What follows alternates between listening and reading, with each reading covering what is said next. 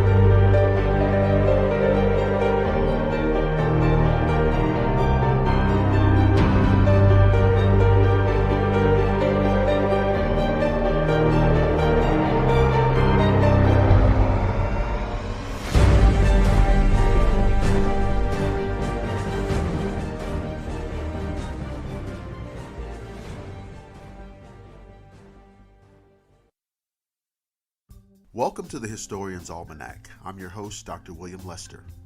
On today's show, the history of Motown, the sound of young America. Above the front windows of Motown Records, Detroit headquarters, was a sign that read, Hitsville, USA. Placed there by Motown founder Berry Gordy soon after his company moved into the modest home at 2648 West Grand Boulevard, the sign demonstrated Gordy's blazing and at the time unearned arrogance. Then, the slogan came true. Founded on January 12, 1959, Motown quickly became another Detroit factory where the Big Three produced automobiles. Motown assembled the soul and pop classics that changed America. There's no hyperbole in that statement. Arriving at the height of the civil rights movement, Motown was a black-owned, black-centered business that gave white America something they could just not get enough of.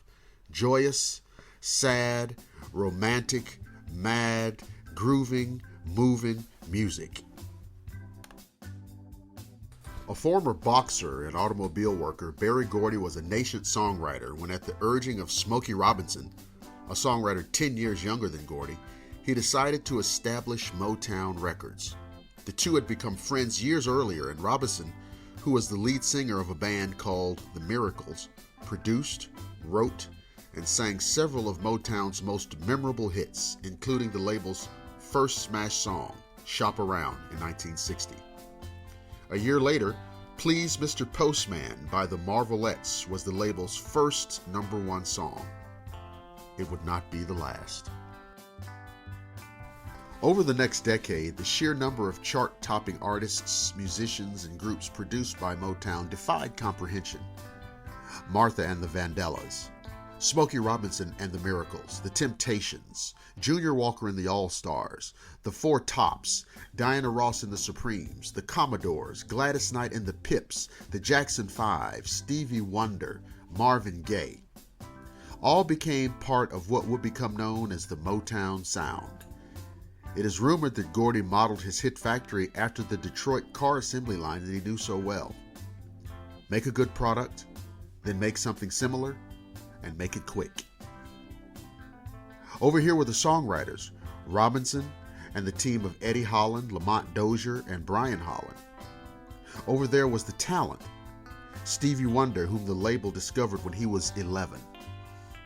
Marvin Gaye, who wanted so much to be a jazz crooner before he came into his own in the late 60s. And above all, Diana Ross, whom the label put its stake in early on, and who was told so many times that she was a star that she drove off one of the Supremes before quitting to launch a solo career. In a neglected corner were the session musicians, the Funk Brothers, who played on God knows how many hit songs. Let's just say it was a lot. So what was the Motown sound? Great melodies, lots of tambourines and hand clapping, blaring horns, interplay between the lead singer and his or her backup vocalists, driving bass lines and foot-slapping drum parts. In his essential Motown history, Where Did Our Love Go?, Nelson George writes, Motown chief engineer Mike McLean built a minuscule, tinny-sounding radio designed to approximate the sound of a car radio. This high-end bias of Motown's recordings can be partially traced to the company's reliance on this piece of equipment. They knew people would be listening on their car stereos and on their transistor sets, and they were going to do what it took to make their songs sound good and memorable. Even if you couldn't put your finger on it, when a Motown song came on, you knew it. Throughout the 60s, Motown produced a catalog of songs that cannot be rivaled. You've Really Got a Hold on Me, Heatwave, Dancing in the Street, Tracks of My Tears, Where Did Our Love Go?, My Guy, Baby Love, My Girl, Reach Out, I'll Be There, I Can't Help Myself, Get Ready, Stop in the Name of Love, The Way You Do the Things You Do, and so on. They were simple love songs that told simple stories, often in joyously happy or heartbreakingly sad ways. And all the while, Motown was the pride of Detroit and the pride of Black America, though Gordy tried, with his usual bluster, to make it the sound of Young America, a label he began to stamp on all of the company's vinyl. Around the time of the 1967 Detroit riots, however, things changed, as they eventually had to. Gordy looked west towards Los Angeles. How could such a large entertainment company as his not be involved in movies and television? Dissatisfied with the increasing disconnect between the success of their work and the level of their pay, the songwriting team of Holland Dozier Holland broke off from Motown. And while the Jackson 5 was on the rise, most of the rock-steady Motown acts of the early 60s were on the wane. In 1971, though, the label released what is arguably its grandest artistic statement, something not at all of a piece with its previous poppy output. Marvin Gaye put out What's Going On, a thoughtful, socially conscious album whose title track Gordy famously called the worst song he had ever heard. A year later, Motown deserted Detroit for LA, and Stevie Wonder turned 21, thereby taking creative control of his music. Within 4 years, he had released Talking Book, Inner Visions, and Songs in the Key of Life. It was arguably the last great burst of Motown creativity. Gordy, distracted by Hollywood, released 2 films starring Diana Ross, Mahogany and the Billie Holiday biopic, Lady Sings the Blues.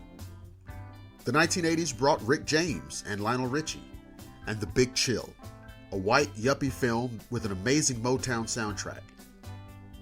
Ain't Too Proud to Beg was reduced to dishwashing music. By 1988, Gordy had had enough.